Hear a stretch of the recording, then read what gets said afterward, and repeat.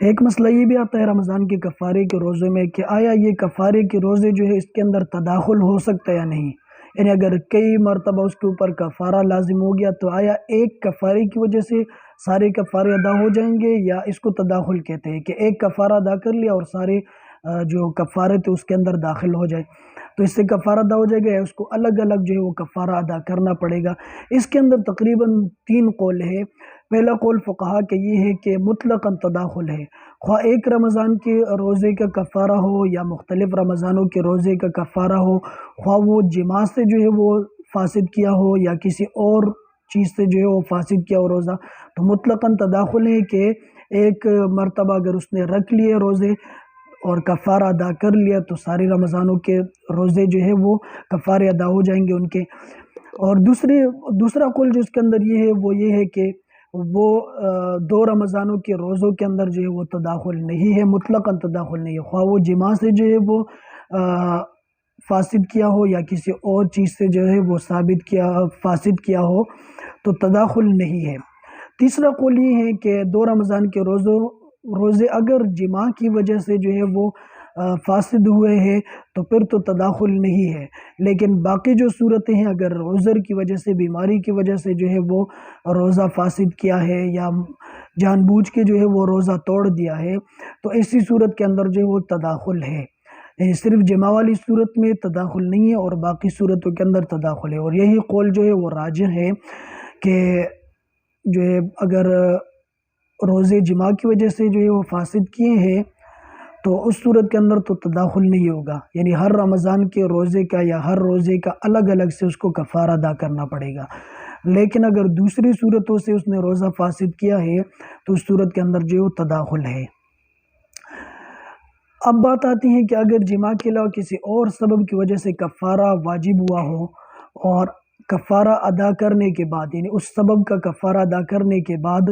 اس نے دوبارہ وہی کام کر لیا تو آیا ایک اور کفارہ اس کے اوپر ہو گیا نہیں؟ تو اگر اس نے ایک کفارہ ادا کر لیا اور اس کے بعد دوبارہ رمضان کے اندر وہی کام کیا تو اس کو دوبارہ کفارہ جو وہ ادا کرنا پڑے گا، اگرچہ وہ ایک ہی رمضان کے دونوں روزوں کو جو ہے اس نے فاسد کیا ہو، دونوں کے الگ الگ سے کفارہ دینا پڑے گا، کیونکہ پہلے روزے کا کفارہ جب ادا ہو گیا تو اب دوبارہ جب اس نے وہی کام کیا، اسی کام کا ارتکاب کر لیا تو اس کے اوپر دوبارہ جو ہے وہ کفارہ لازم ہوگا، پہلا کفارہ جو ہے وہ کافی نہیں ہوگا۔ ایسے ہی جماع کی وجہ سبب سے جو جتنے روزے بھی فاسد ہوئے ہو تو اگر ایک ہی رمضان کے روزے ہیں تو ایک ہی کفارہ کافی ہوگا، اور اگر 2 رمضانوں کے ہیں تو ہر ایک رمضان کا الگ الگ دینا پڑے گا، اگرچہ پہلا کفارہ جو ہے ادا نہ کیا ہو، اگرچہ پہلا کفارہ ادا نہ کیا ہو۔ حاصل یہ ہے کہ جماع کے علاوہ تو مطلقاً تداخل ہو سکتا ہے کہ جماع کے علاوہ اگر کسی اور وجہ سے روزہ فاسد کیا ہے تو اس صورت کے اندر تداخل ہو سکتا ہے، لیکن اگر جماع جو ہے اس کی وجہ سے فاسد کیا ہو روزے کو تو اس صورت کے اندر دیکھا جائے گا کہ اگر جماع جو ایک ہی رمضان میں ہے تو پھر تو تداخل ہو سکتا ہے، لیکن اگر 2 رمضانوں کا ہے تو اس صورت کے اندر جو ہے وہ دونوں رمضانوں کے الگ الگ سے روزے رکھنے پڑیں گے، اس صورت کے اندر تداخل جو ہے وہ نہیں ہو سکے گا، 2 رمضانوں کے روزے جو ہے اس میں تداخل نہیں ہوگا۔ پھر حنفیہ کے نزدیک اس کے لیے اصول یہ ہے کفارے کے لیے کہ کفارہ واجب کرنے والے عمل اگر اس کا متعدد مرتبہ یعنی کی مرتبہ اس کا ارتکاب کر لیا تو اتنے ہی کفارے واجب نہیں ہوں گے جتنی مرتبہ اس نے جو ہے وہ عمل کیا ہے۔ اگر ایک ہی دن کے اندر اس نے کئی مرتبہ جو ہے وہ وہی عمل کیا جس کی وجہ سے کفارہ جو ہے وہ لازم ہوتا ہے،